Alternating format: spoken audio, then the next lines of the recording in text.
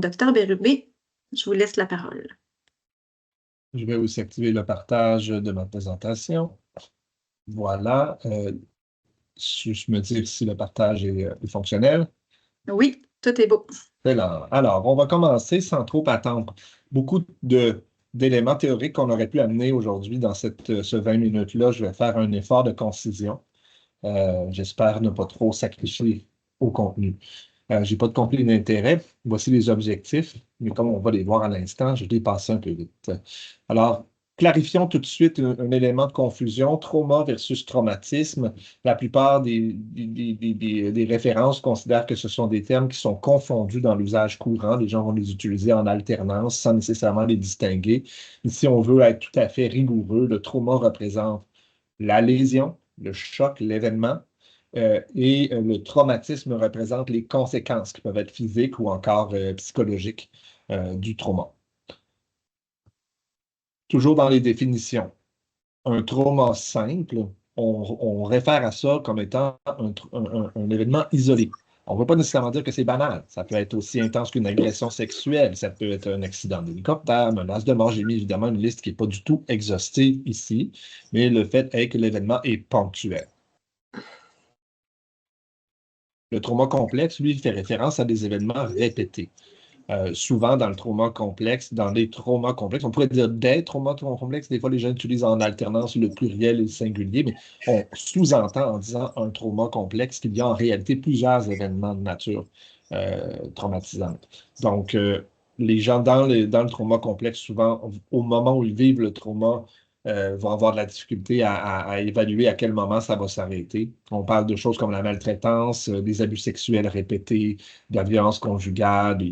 Mais évidemment, comme vous voyez, beaucoup de ces choses-là peuvent avoir trait à l'enfance, mais on va considérer que, par exemple, une prise d'otage où on est gardé, battu, privé de liberté pendant des mois pourrait aussi se qualifier comme un trauma complexe. L'exploitation sexuelle, par exemple, être pimpé, et puis avoir finalement plusieurs situations traumatisantes dont on ne sait trop quand est-ce qu'elles vont prendre fin. Ça se qualifie généralement pour ce qu'on appelle un trauma complexe.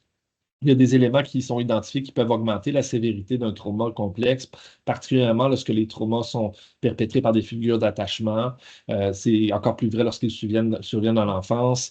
Et il y a toute la dimension de qu'est-ce qu'il y a aussi autour du trauma. Ça, ce n'est pas nécessairement en passant spécifique au trauma complexe, ça serait vrai aussi dans des traumas simples, mais si les traumas sont niés par les personnes en situation d'aider, ou encore que la personne qui est victime en est explicitement blâmée, évidemment, c'est des choses qui aggravent les difficultés.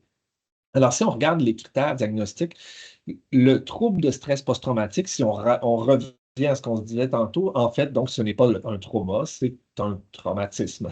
Donc, il s'agit des conséquences d'un trauma. Alors, des fois, il y a une sorte de confusion, je veux juste le clarifier. On peut vivre un trauma complexe et ne pas développer un trouble de stress post-traumatique. Le fait de ne pas l'avoir développé ne signifie pas qu'on n'a pas vécu de trauma. Donc, le trouble de stress post-traumatique est une complication plus spécifique, plus fréquente, mais on pourrait avoir quelqu'un qui ne remplit pas les critères diagnostiques du trouble de stress post-traumatique, que pour des raisons de temps, je ne vais pas reprendre en détail, et quelqu'un pourrait ne pas remplir ces critères diagnostiques-là et quand même avoir vécu un trauma et quand même en ressortir avec des séquelles psychologiques ou émotionnelles. Euh, donc, faire attention, des fois, il peut arriver dans nos communications avec un patient qui aurait vécu un trauma complexe. Si on ne fait pas attention, si on lui dit qu'il n'a pas un trouble de stress post-traumatique, c'est important aussi de préciser que ça ne veut pas dire qu'il n'a pas vécu un trauma et ça ne veut pas dire que ce trauma-là n'a pas eu de conséquences sur son psychisme. Euh, alors, pour parler d'un trouble de stress post-traumatique, sans reprendre chaque critère, il y a quand même des éléments essentiels et peu importe la classification diagnostique qu'on utilise, que ce soit le DSM qui est utilisé ici au Québec ou la classification internationale des maladies qui est utilisée presque partout dans le monde, sauf dans le monde anglo-saxon, en fait. On va retrouver la nécessité pour poser un diagnostic de trouble de stress post-traumatique et une exposition à un trauma ou des traumas, des intrusions ou des reviviscences. La terminologie est presque identique, mais qu'est-ce qu'on veut dire? C'est lorsqu'il y a un déclencheur, la personne va revivre des choses qu'elle a vécues. On va revoir ça bientôt en parlant du modèle du trauma. Et il va y avoir ensuite un évitement des situations ou des déclencheurs qui peuvent amener une reviviscence ou d'avoir des intrusions des mémoires traumatiques. Et ensuite, on a plusieurs autres symptômes. J'attire votre attention sur le fait que dans le DSM, un des symptômes, c'est l'altération des cognitions et des émotions. Et ça, en fait, c'est un ajout dans le DSM-5 qui a été fait et qui permet que les critères diagnostiques du DSM-5, en réalité, permettent à la fois de couvrir le trouble de stress post-traumatique simple. Ça ne se dit pas comme ça, on va juste dire trouble de stress post-traumatique, mais ça permet donc de contenir ces critères-là et aussi les critères du trouble de stress post-traumatique complexe. Donc, il n'y a pas de différence, il n'y a pas de spécificateur dans le DSM pour les traumas, le trouble de stress post-traumatique simple ou complexe. Ce sont tous des troubles de stress post-traumatique. Dans la classification internationale des maladies, il y a un spécificateur, il y a un diagnostic officiel de trouble de stress post-traumatique complexe. Alors, dans le cas de la classification internationale des maladies, il faut remplir les critères diagnostiques d'un trouble de stress post-traumatique. Et en addition de ça, par-dessus ça, on doit avoir des problèmes de régulation émotionnelle, par exemple irritabilité marquée, colère, émoussement émotionnel, qui sont survenus après, en lien avec le trauma, une image de soi altérée, se sentir diminué des faits sans valeur, coupable, honteux, en lien avec le trauma, et de la difficulté à maintenir des relations et à être intime. Donc, des altérations d'image de soi, des altérations dans les relations interpersonnelles, des altérations au niveau de la régulation affective. Pour comprendre comment fonctionne le trouble de stress post-traumatique, il y a différents modèles qui sont proposés. Celui-ci, je le trouve quand même, c'est celui qui est utilisé par Martin Borus dans un traitement dont je vais vous parler un peu plus tard. Il a l'avantage, je trouve, d'être assez clair. L'idée derrière ça, c'est que lorsqu'on vit un trauma, au moment où on vit un trauma, on va avoir des sensations. On va voir des choses, on va sentir des choses, on va avoir des sensations physiques. Il peut même y avoir des choses comme l'excitation sexuelle de façon, des fois c'est mécanique, hein. Donc c'est pas nécessairement que la personne souhaite ce qui lui arrive, évidemment. Il peut y avoir des émotions en même temps pendant que le trauma survient. Souvent, ça va être de la peur, du dégoût. Il peut y avoir des pensées. Et toutes ces sensations, émotions et pensées-là, vécues au moment du trauma, forment ce qu'on va appeler le réseau traumatique. C'est un réseau qui s'allume en même temps. Autrement dit, si je ressens la même odeur que j'ai ressentie pendant le trauma, j'allume tout le réseau. J'allume le dégoût, la peur, les idées qui viennent avec.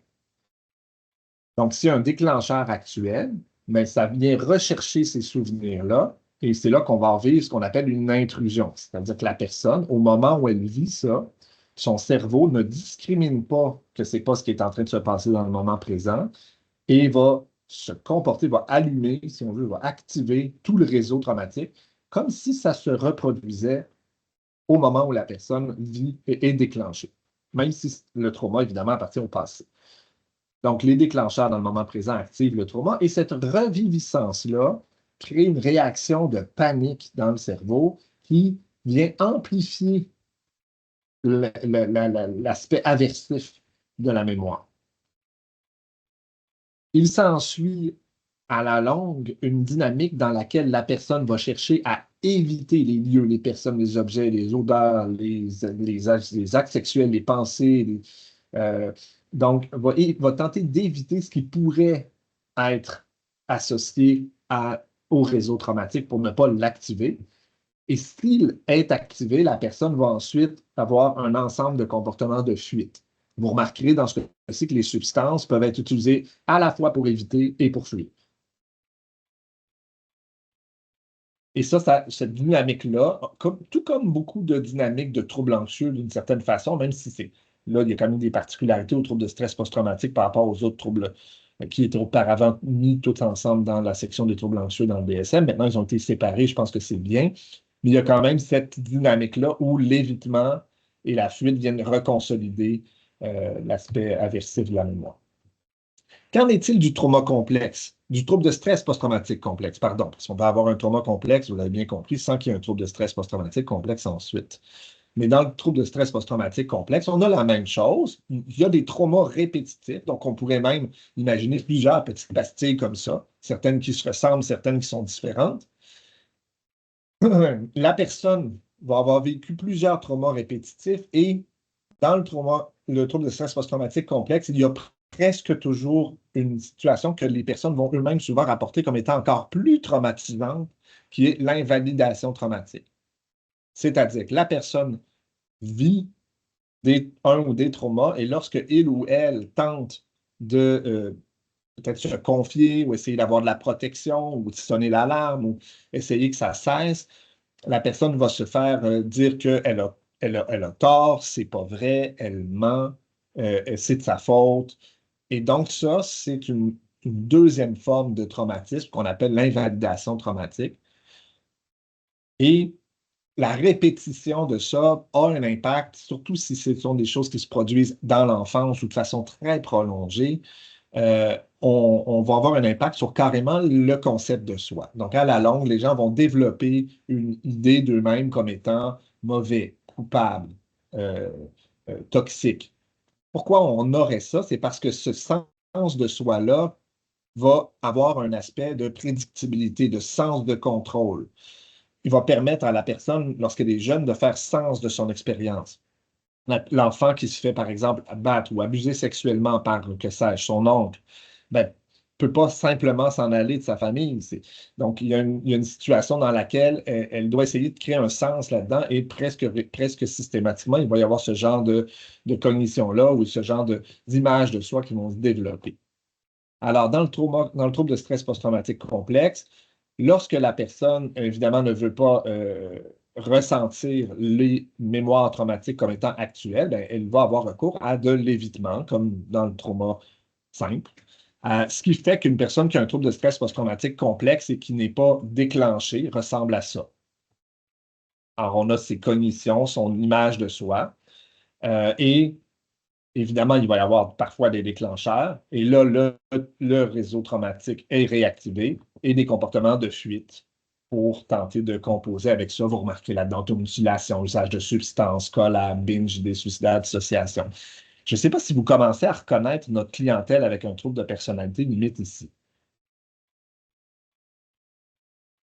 Et après, on peut se tourner évidemment à l'évitement et on oscille entre ces différents positionnements-là.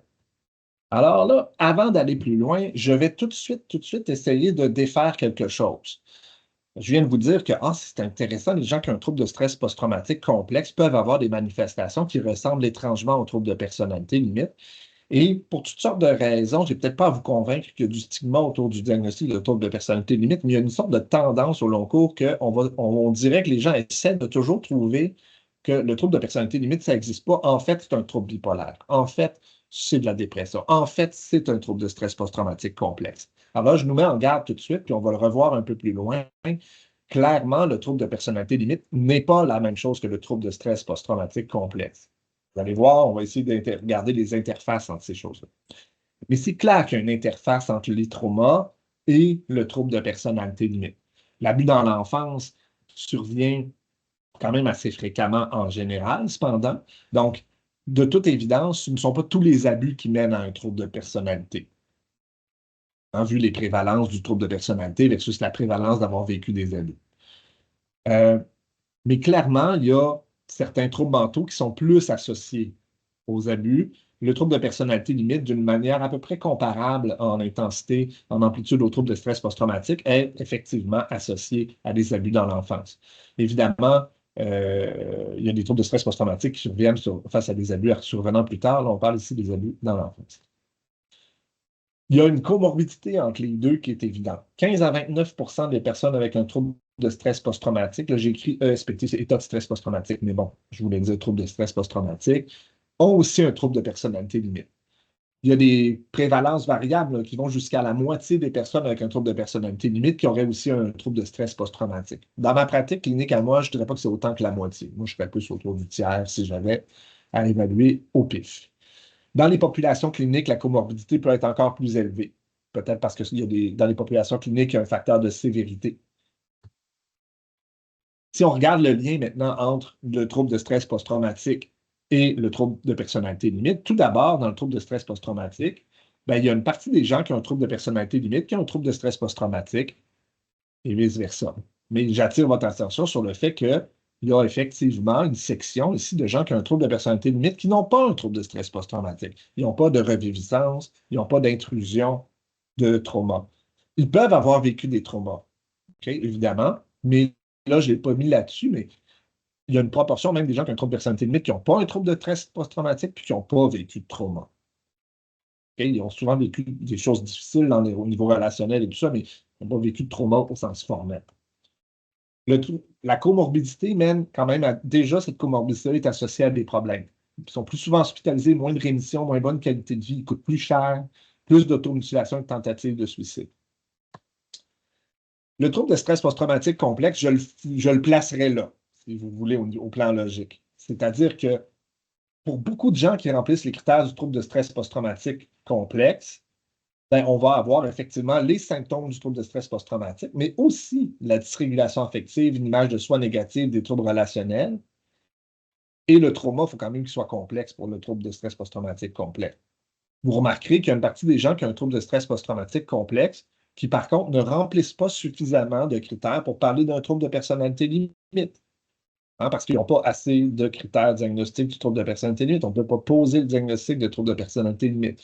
Donc, il y a une population de gens qui ont un trouble de stress post-traumatique complexe sans trouble de personnalité limite. Vous remarquerez que toutes les personnes qui ont un trouble de stress post-traumatique complexe ont un trouble de stress post-traumatique. Je pense que j'ai été assez clair jusqu'ici. C'est nécessaire pour poser le diagnostic.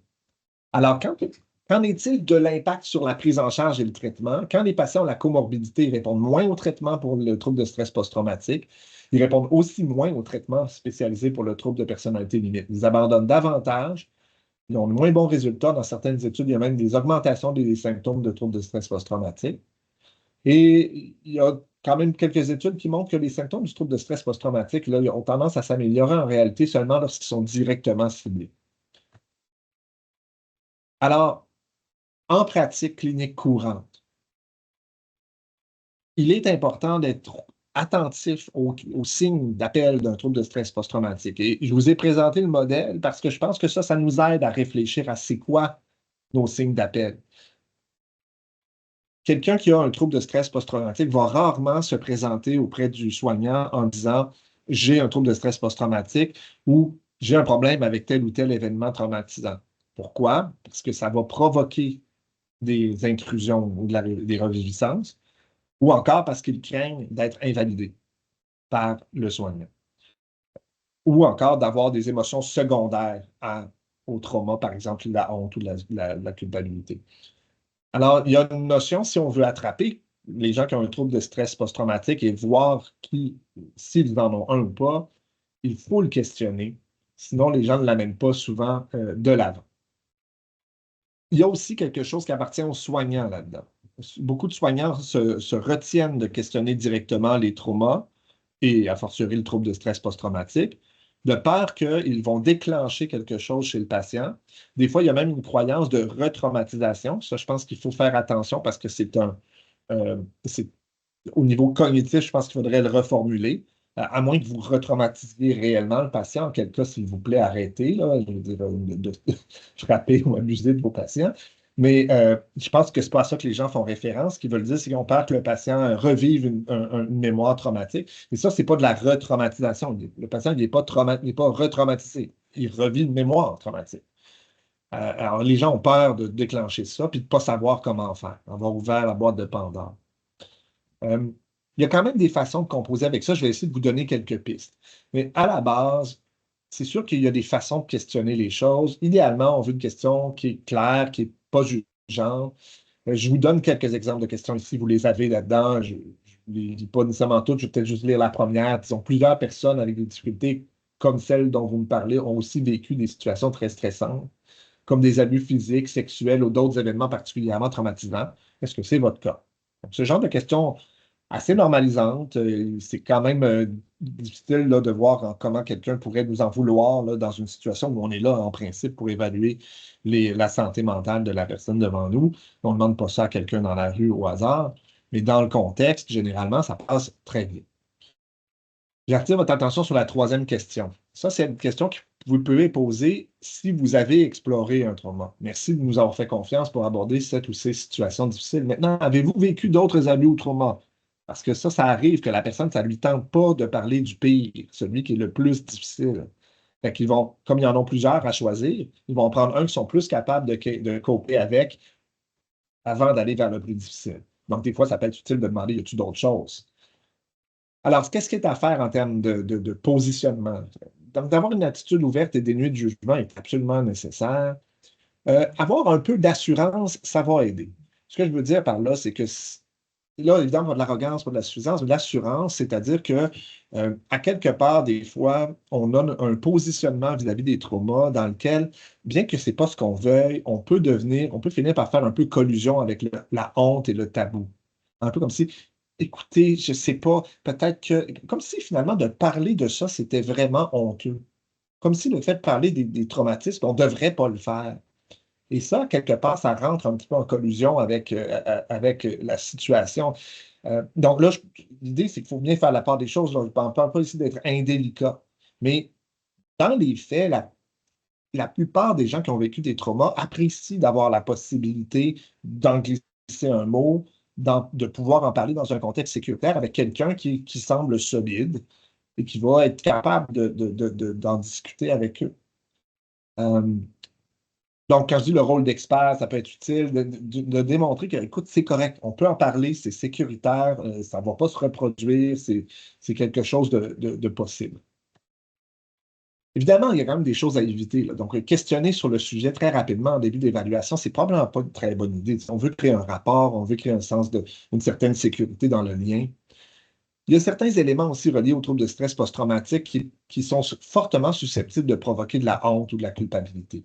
Par exemple, il est possible que la personne ait ressenti des affects positifs ou de l'excitation sexuelle ou de la chaleur ou du réconfort dans le contexte du trauma. Ou encore, il est possible que la personne ait des fois retourné vers la personne qui abusait d'elle. Donc ça, c'est très difficile à aborder. Ça demande quand même un certain travail en thérapie avant de réussir à faire la part des choses là-dedans. Je crois que dans une évaluation initiale, c'est probablement un peu vite, à moins que la personne l'amène d'elle-même, là, d'aller commencer à explorer ces dimensions-là. On va éviter d'insister pour obtenir un récit détaillé du trauma. Le but, ce n'est pas dans une évaluation initiale ou dans un contact de procéder à une exposition au trauma.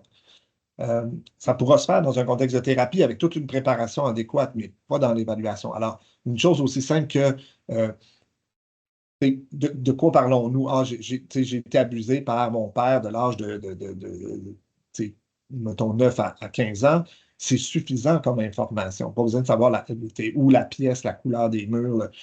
Là, ça va, c'est sûr qu'il y a des chances que ça trigger une réminiscence. Évidemment, toute forme d'invalidation traumatique est à éviter. Là, suggérer que la personne a contribué, est responsable, c'est de sa faute ou qu'elle exagère. Dans les traitements, puis je vais terminer là-dessus, il y a il commence à y avoir des traitements pour la comorbidité, trouble de personnalité limite et trouble de stress post-traumatique ou pour le trouble de stress post-traumatique complexe. Mélanie Harned a proposé de faire un traitement qui combinait 1 an de thérapie comportementale dialectique pour préparer le terrain, et ensuite de faire de l'exposition prolongée. Donc, c'est une technique qui consiste à exposer dans un contexte protégé et approprié la personne à la mémoire traumatique pour que le cerveau se désensibilise à la mémoire traumatique et que la personne n'ait plus autant besoin de l'éviter ou de la fuir lorsque la mémoire est sollicitée. Ça a eu un succès mitigé. Les gens qui ont complété ont bien répondu, mais il y avait beaucoup d'abandon. Maintenant, Arned recommande de faire un peu différent, sauf que son nouveau protocole plus souple, où est-ce qu'on peut commencer l'exposition plus rapidement, n'a pas encore été testé au niveau des études. Et puis, il y a 2 études qui ont été faites sur la thérapie comportementale dialectique pour le trauma complexe de Martin Borus, qui est un Allemand. Une première étude en contexte hospitalier. Le but de la première étude était simplement de démontrer la non-toxicité. Il faut se rappeler qu'il y a un certain temps, les gens disaient que quand on a la comorbidité, trouble de personnalité limite et trouble de stress post-traumatique, il faut comme guérir le trouble de personnalité limite avant d'aller vers le traitement du trouble de stress post-traumatique. lui a démontré que non, on peut les traiter de front. Et voyez-vous, on a une réduction dans plusieurs mesures, et puis on n'a pas du tout une explosion là, des comportements automutilatoires ou suicidaires. Et la deuxième étude a été faite avec son traitement en clinique externe. On a montré qu'il y a moins de drop-out dans le traitement actif, qu'il y a une meilleure amélioration des symptômes du trouble de stress post-traumatique dans le bras avec la thérapie comportementale dialectique. C'est un comparateur actif avec un traitement de bonne qualité. Donc, on voit que déjà là, c'est encore mieux. On a une rémission symptomatique qui est plus importante, évidemment, chez ceux qui complètent le traitement.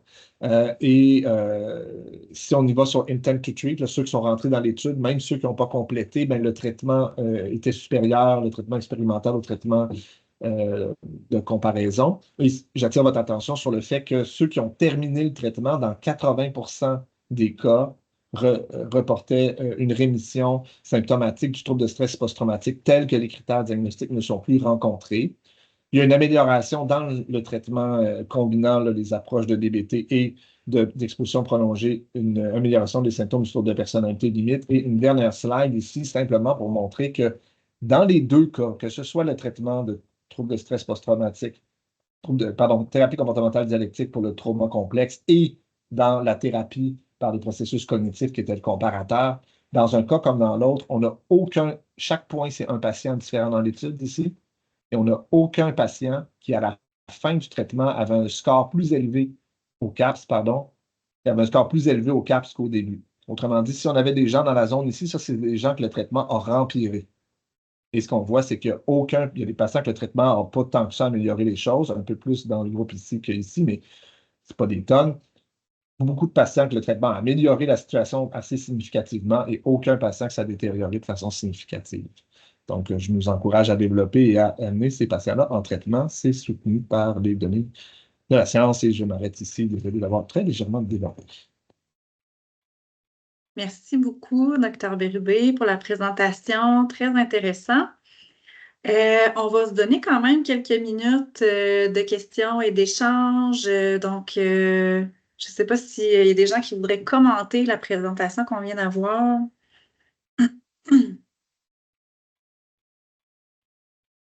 Oui, Marie-Liliane.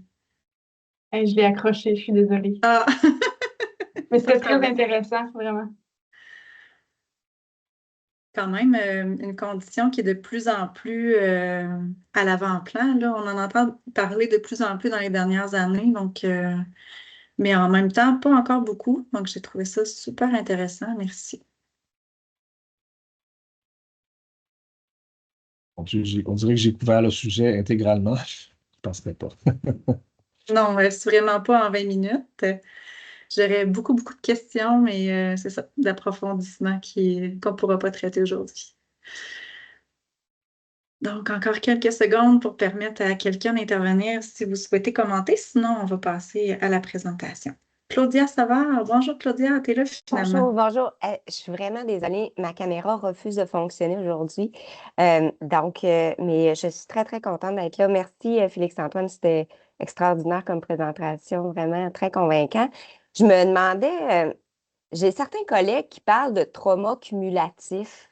Fait que toi, tu le placerais où dans le fond, dans le modèle? C'est-tu l'équivalent d'un PTSD complexe? Tu sais, comme c'est. Ben, en fait, moi, je ne vois pas c'est quoi la plus-value d'un concept de trauma cumulatif par rapport au concept de trauma complexe. Là, dans le fond, j'imagine que ce que des fois les gens vont faire comme distinction, c'est que dans certains cas de figure, les gens ont un trauma complexe. Je veux dire, le trauma complexe le plus franc, le plus pur, ça serait par exemple être abusé physiquement et sexuellement par ses parents, mettons. C'est comme super. C'est plate de le dire de même, c'est super standard, mais en tout cas, malheureusement, ça arrive. Puis ça serait un cas de figure super clair de trauma complexe. Des fois, quand les gens parlent de trauma cumulatif, si ma compréhension est bonne, c'est qu'on peut avoir vécu plusieurs traumas simples, mais qui ne sont pas nécessairement dans une longue période ou dans un côté interpersonnel ou relationnel.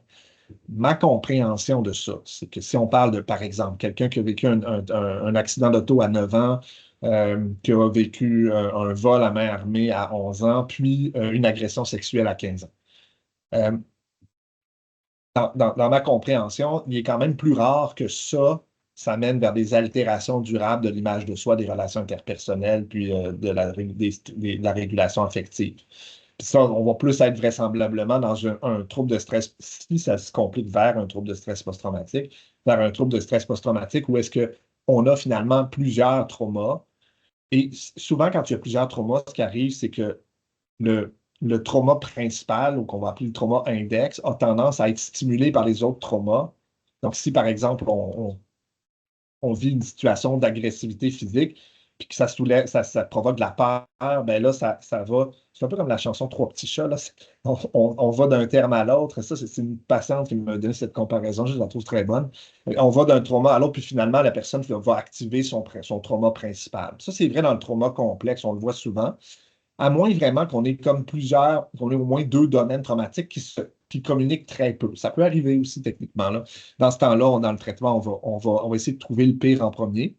Pourquoi? Parce que traiter le moins pire, il va juste y avoir des liens vers le pire. Donc, si on essaie de faire une exposition à une mémoire moins difficile à éteindre, pas à éteindre, mais à laquelle on a plus de difficulté à amener une extinction de la réponse, ben, on va de toute façon se mettre à stimuler le trauma plus complexe. La personne, elle ne sera pas capable de finalement s'empêcher de se mettre à associer puis se sentir comme quand elle avait été, par exemple, battue à cette fois-là ou violée cette fois-là. Alors, je ne sais pas si ça répond à ta question. Il y a plusieurs considérations. C'est quoi la différence entre un trauma complexe puis plusieurs traumas simples? Ben, je pense que, tu sais, les gens utilisent beaucoup le trauma cumulatif dans la mesure où, tu sais, moi, ma compréhension, ça devient finalement un trauma complexe parce que, tu sais, il y a une succession d'événements plus ou moins rapprochés dans le temps qui met la personne qui rend la personne très vulnérable. En tout cas, c'est ma compréhension, mais je pense que ton explication était très, très convaincante. Merci beaucoup. Merci.